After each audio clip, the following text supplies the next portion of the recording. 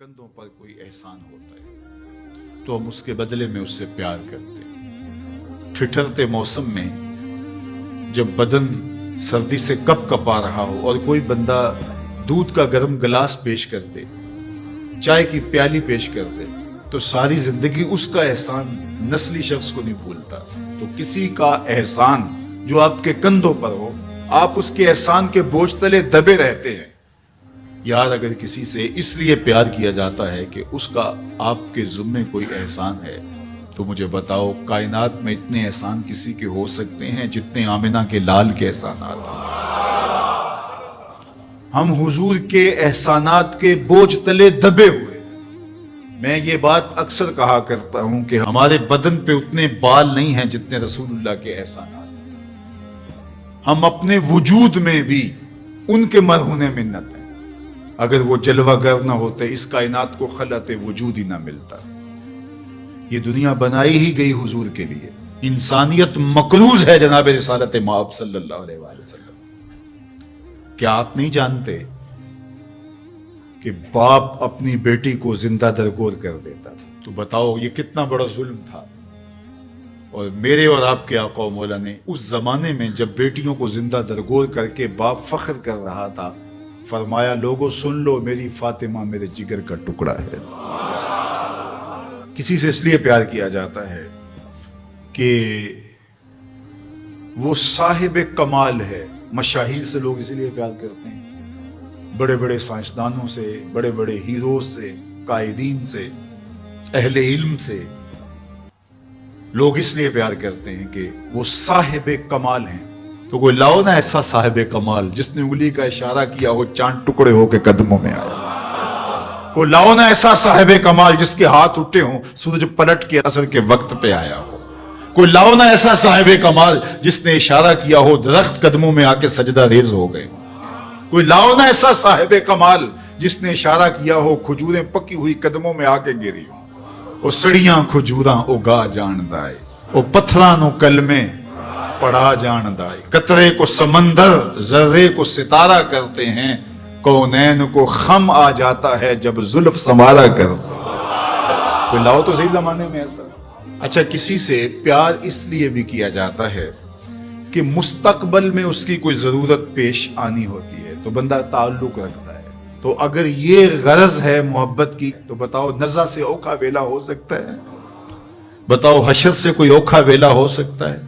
اس اوکھے ویلے نہ باپ کام آئے گا، نہ ماں کام آئے گی، نہ بہن کام آئے گی، نہ بھائی کام آئے گا، نہ بیوی، نہ دوست، نہ اولاد، نہ مال، کچھ بھی کام نہیں آئے گا۔ اگر وہاں کام آئے گا تو آمنہ کا لال ہی کام آئے گا۔ تو پھر آؤ نہ ان سے محبت کا رشتہ جوڑتے ہیں۔ کسی سے اس لیے پیار کیا جاتا ہے کہ وہ سونا بہت ہے۔ اچھا یہی معیار ہے اگر کسی سے محبت کا، اور یہی سب سے بڑا داعیہ ہے محبت کا، تو آؤ پھر اس سے پیار کریں۔ مکھ چند بدر شاہ شانی ہے، متھے چمک دی لاٹ نورانی، کالی زلف تے اکھ مستانی، مخمور رکھی ہن مد بھریاں، سبحان اللہ ما اجملکا ما احسنکا ما اکملکا، کتے مہر علی کتے تیرے، اللہ اکبر۔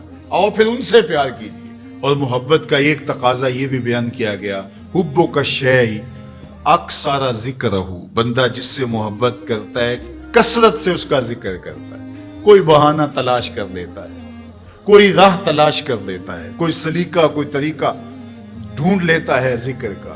جو کسے دا عاشق ہوئے گل اسے دی کردہ، میاں صاحب کا لہجہ دیکھیے، جو کسے دا عاشق ہوئے گل اسے دی، سو مکر بہانے کر کے مرنے ہو دے مرتا۔ تو جس سے محبت ہوتی ہے تو بندہ پھر اسی کی بات چھیڑتا ہے، اسی کا تذکرہ چھیڑتا ہے۔ کثرت ذکر قرار جاں کا سبب اور ذریعہ ہے، اور تسکین کا سبب اور ذریعہ ہے۔ محبت کا ایک تقاضا محبوب کی اطاعت اور فرما برداری ہے۔ جس سے بندہ پیار کرتا ہے اس کی بات بھی مانتا ہے، اس کے انداز کو اختیار کرتا ہے، اس کے طرز زندگی کو اپنے زندگی میں اتارنے کی کوشش کرتا ہے۔ وہ کیسی محبت ہے کہ محبت اور محبوب کی مخالفت ہو رہی ہو۔ میں اور آپ غور کریں ہمارا کیا کیا حضور کو پسند ہے، سر کی چوٹی سے لے کے پاؤں تک اپنے آپ پر غور کریں۔